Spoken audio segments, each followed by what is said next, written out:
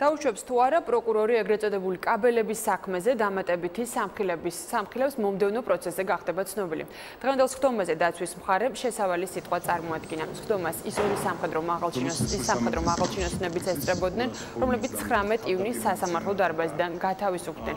გამოძიება მათ 4 მილიონ ლარზე მეტის გაფლანგვას ედავება.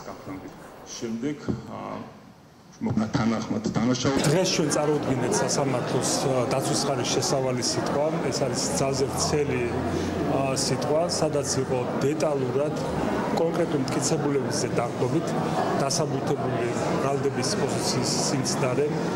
კერძოდ ის, რომ მთლიანად შეესაბამებოდა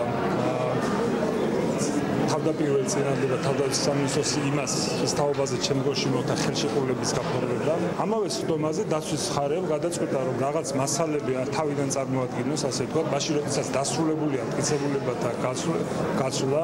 ამ საქმეში ბრალდების მხარეს აქვს დეკლარირებული და ძალიან საჯაროდ გაცხადებული პოზიცია. ჩვენი მთავარი ამოცანაა, რომ ყველა შემთხვევაში წარმატებულად დავამთავროთ შეურიგებელი ბრძოლა დანაშაულთან, რომელიც ეხება სახელმწიფოს კუთვნილი მილიონობით თანხის გაფლანგვას.